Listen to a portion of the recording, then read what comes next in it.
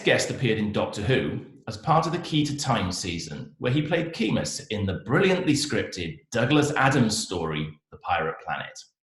He's also appeared with David Tennant's Doctor and voiced several Big Finish stories.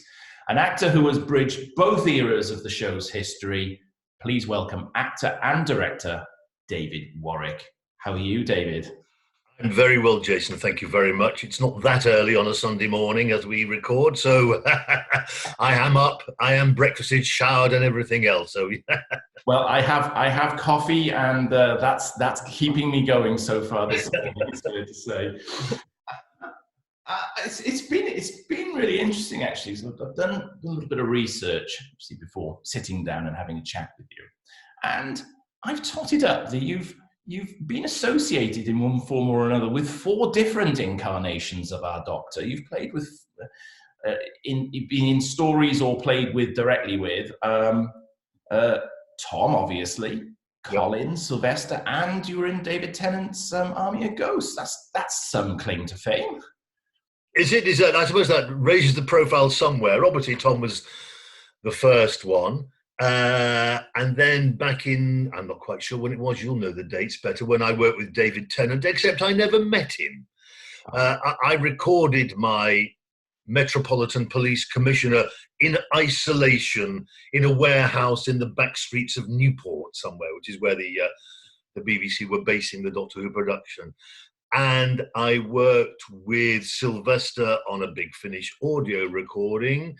And Colin, I did a a Big Finish production and a stage production, a very, very lovely experience. We did a play called Corpse, which is a great comedy by a man whose name now, this is where the memory starts to go.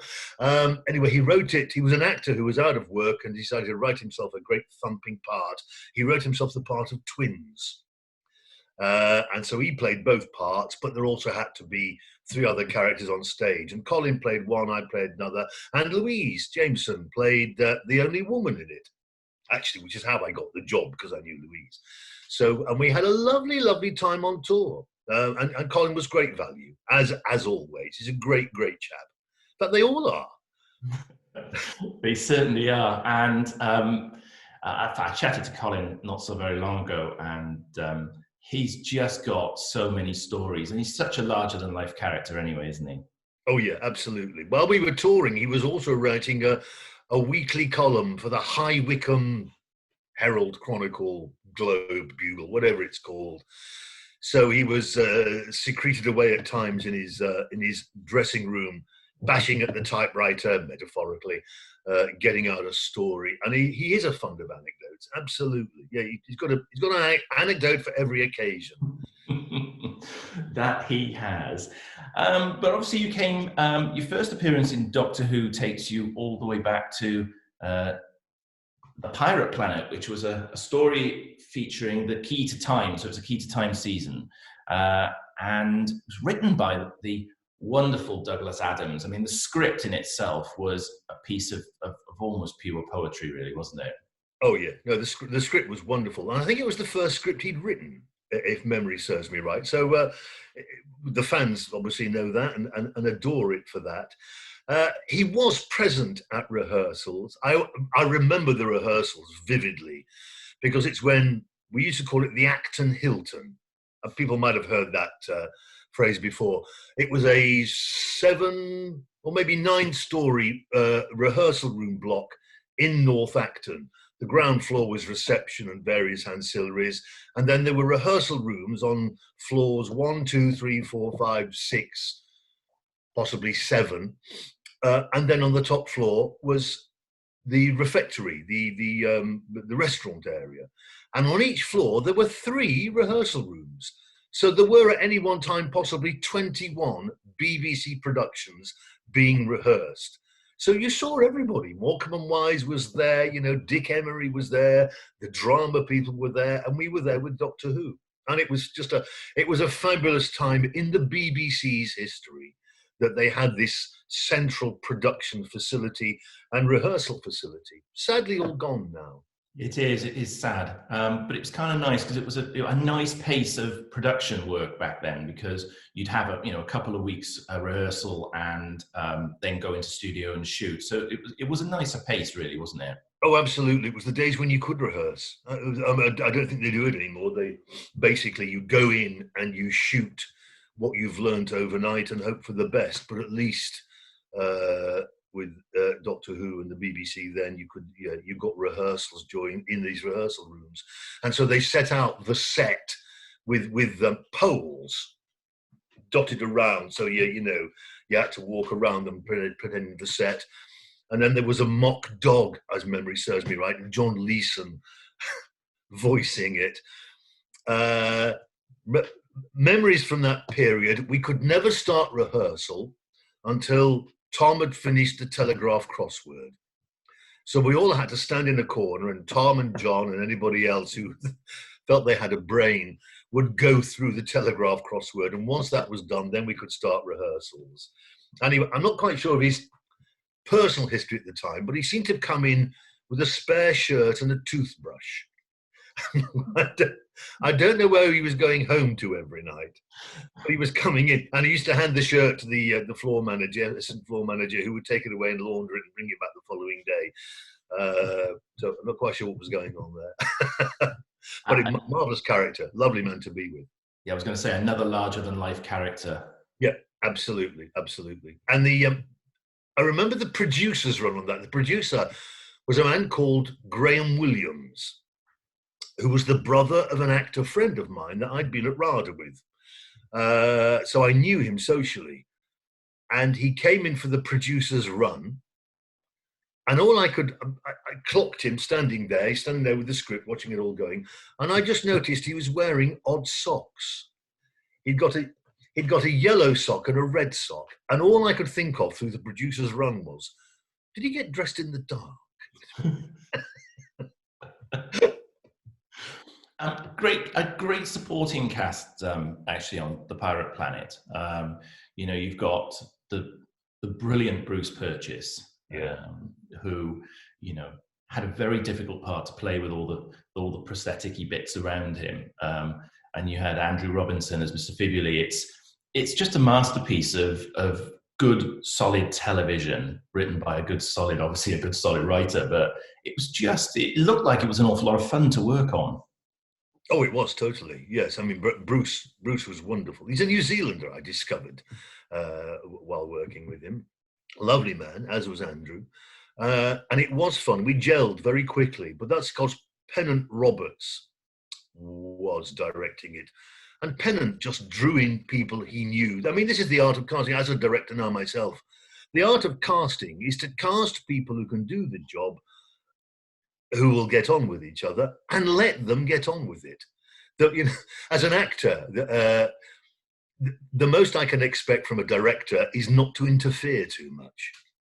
And that's what Pennant did to us. He knew his job inside out, and was a lovely man to work with, but he just cast it correctly, basically.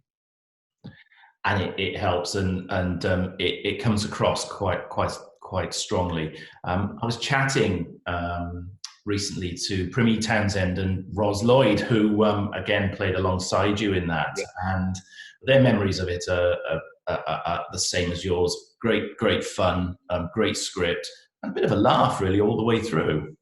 Oh, it was, yes, and we all gelled on film when we went off to film, because I think we did the filming before we actually did rehearsals, if memory serves me right. We went out to Wales and shot all the filmed sequences, staying in Monmouth and going up into the valleys to shoot the various sequences.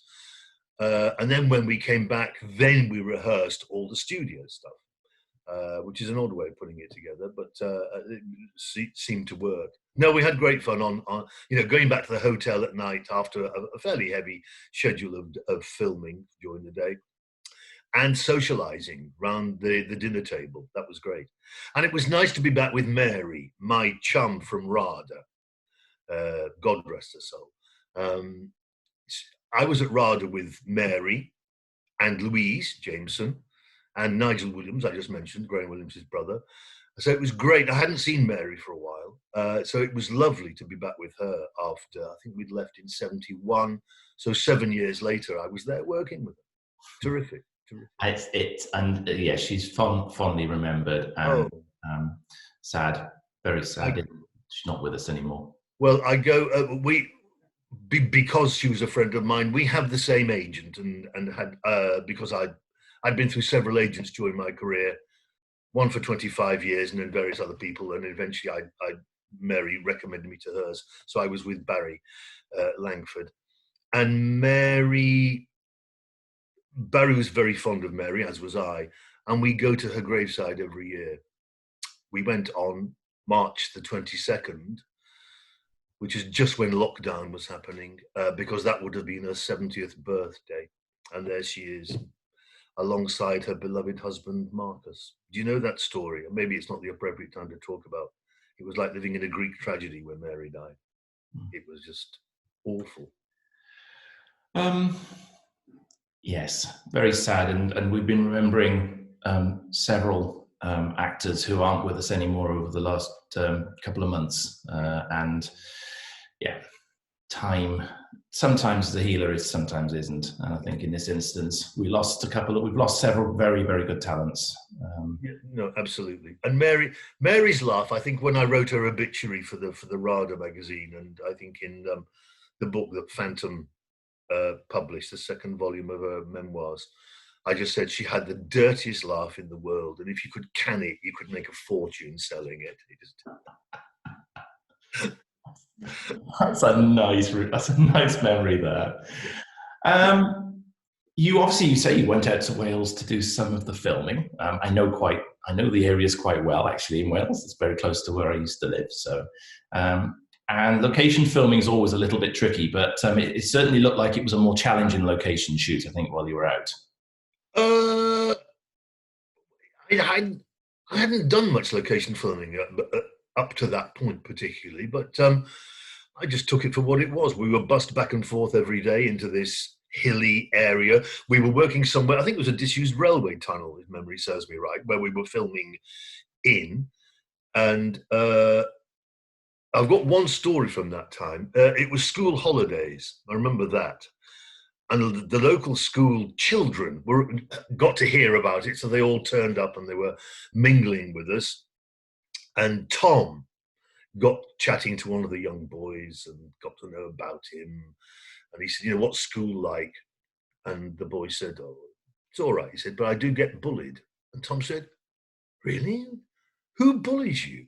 He said, oh, let's change, I can't remember the name. He said, oh, it's that boy Griffiths. So Tom learned where the school was. And on a day that he wasn't scheduled for filming, he got the unit car. He dressed up in his Doctor Who outfit. He got the unit car to drive him, this is the following week now, to drive him to the school. And he waited for playtime. And he saw all the kids come out. And he spotted this boy he'd been talking to, and he could see he was being bullied at that point. So he swept into the school playground in the days when you could because the gates weren't locked, went over to this boy who was bullying you and said, are you Bully Griffiths? And the boy obviously shook and said, yes, he's Doctor Who talking to him. He said, don't ever bully again, and swept out. And I think, so this is 1978, so where are we, 22? So 42 years later, there's probably a 50-year-old man still having counselling because Doctor Who came and told him off in the middle of a Welsh village. Oh, I would have paid to have seen that. I could imagine having to have strided over that playground as well. You've been in and out of Doctor Who in some guises. You've done some audio. Obviously, you came back and played Police Commissioner in Army of Ghosts. So you did a couple of big finishes, including one where you played a character called Matthew Dysart in Powerplay. So this was alongside Colin Baker, Nicola Bryant, and obviously the lovely, and again, another sad loss for us, Debbie Watling. Yes, I know Debbie, I know. That was very sad. She was such a wonderful person. I'd met her before this via the Watling family, who I had sort of connections with. Yeah, no, sad.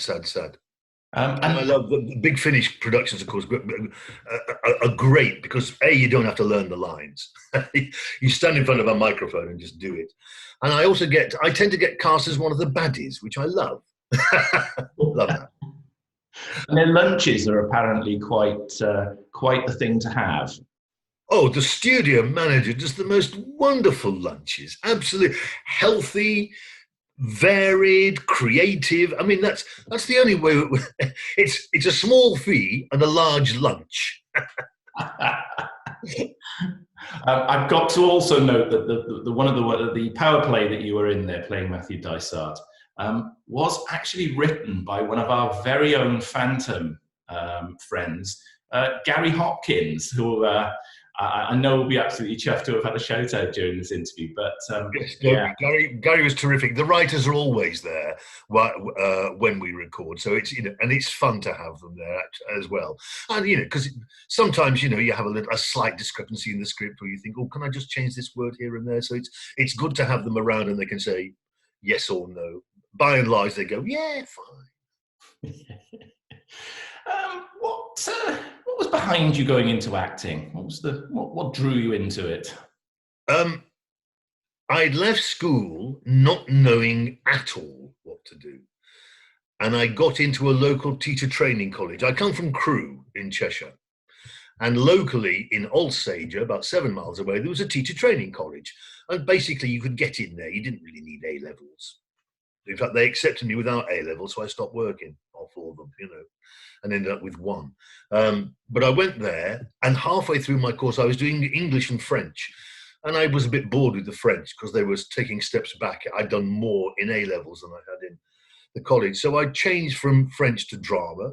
And then the ball started, I like this.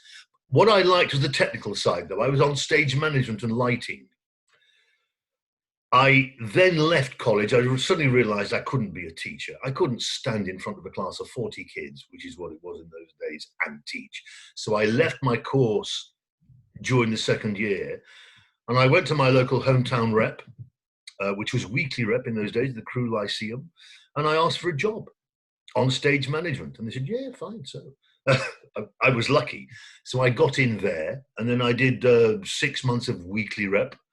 And then I stayed on when it went to weekly. And I thought, well, actually, the actors are getting £2 a week more than I am. So I decided to become an actor, purely for pecuniary purposes. And then loved it, absolutely loved it, and then applied to drama school. So I was 21 by the time I went to RADA with 18 months of weekly rep behind me. It was just fortuitous. I think it found me. Theatre found me. I was floundering and looking at what to do, and I really didn't know. And suddenly there it was. It was just fortuitous. I was lucky. And of course, you've moved quite heavily now in recent times into the directing fields more so than acting. And a natural sort of transition for you then, I assume. In a way, yes. I'm also a control freak, so that it helps. It helps to be one of those.